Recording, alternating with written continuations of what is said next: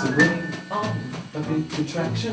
I'm Dex, I do correction. I'm fancy free and free for anything fancy.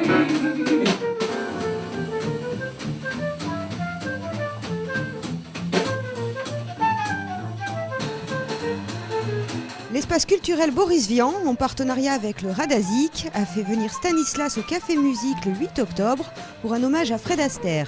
Si des artistes se cantonnent à un style de musique, ce n'est pas le cas de Stanislas. Il est chef d'orchestre, chanteur de variété et maintenant chanteur de jazz. Il nous explique. D'abord, je suis complètement incohérent, ça je vous l'accorde. Non, je suis incohérent parce que j'ai jamais considéré les musiques comme quelque chose de séparé. C'est-à-dire, effectivement, il y a des chapelles, il y a des gens qui se spécialisent, bon, mais j'écoute toutes les musiques. Faire de la musique, c'est avant tout jouer. On dit jouer de la musique, c'est s'amuser. Tant que je m'amuse, j'essaie de le faire bien, avec des gens qui jouent super bien. Et donc, je vois pas au nom de quoi je m'interdirais d'essayer des choses. Voilà. Après, il y a des choses qui sont plus ou moins réussies. On réussit pas tout, mais en tout cas, tant que le plaisir est intact, je vais pas moi-même me fixer des limites pour le plaisir de rentrer dans une case, quoi. Enfin, je vois pas au nom de quoi.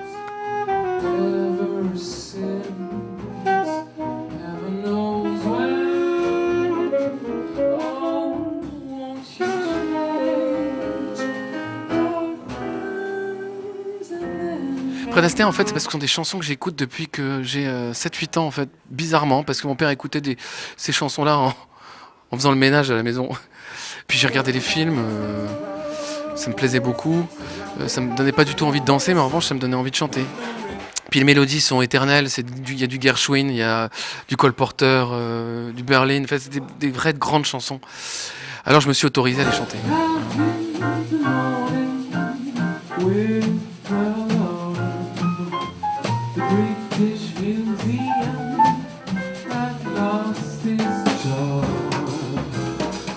La rencontre qui m'a marqué le plus, je pense, c'était un professeur de solfège quand j'avais 10-12 ans, qui m'a vraiment engueulé un soir en me disant « T'as du talent, c'est inadmissible de ne pas en profiter. » Voilà, et je me suis rendu compte que pour la première fois que pour prendre du plaisir, il fallait aussi faire un peu des efforts pour apprendre. Bon, alors voilà, je me suis mis à la tâche assez durement, et par la suite j'ai pris beaucoup de plaisir. Mais bon, on peut évidemment prendre du plaisir à la musique sans l'apprendre, mais moi c'était pas mon chemin. Vanilla, no I like vanilla. Yes, I spirilla, no I so spirilla. Vanilla, vanilla, chocolate, strawberry.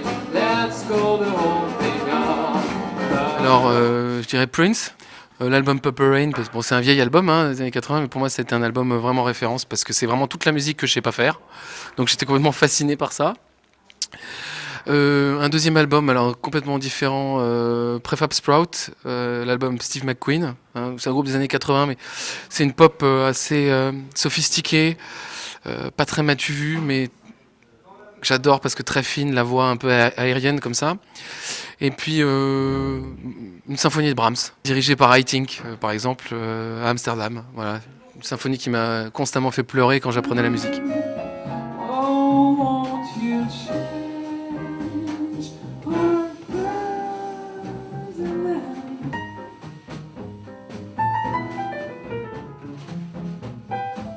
Je crois que le manque de bol, c'est que nous, on arrive à une période de transition.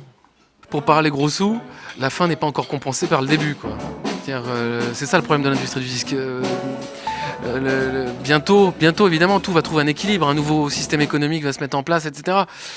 Quoique, il faudra bien finir par dire que la musique, à un moment donné, le compositeur, il faut bien le payer d'une manière ou d'une autre. Bon, je sais pas comment, mais il faut bien. Le chanteur aussi.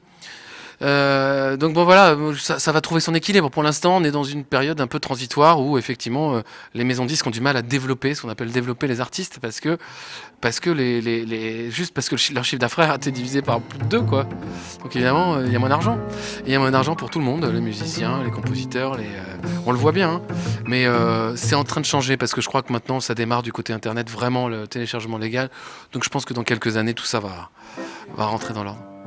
I won't dance, don't ask me. I won't dance, don't ask me. I won't dance, madam, with you. My heart won't let my feet do things they should do. You know what? You're lovely. You know what? You're so Un mot pour eux, évidemment.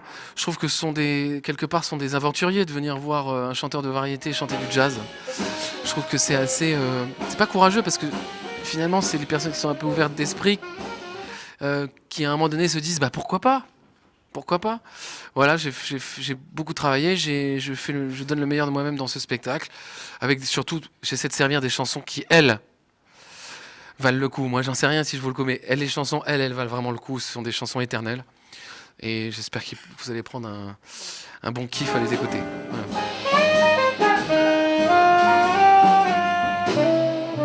I can see the sun up high, though we cold in the storm.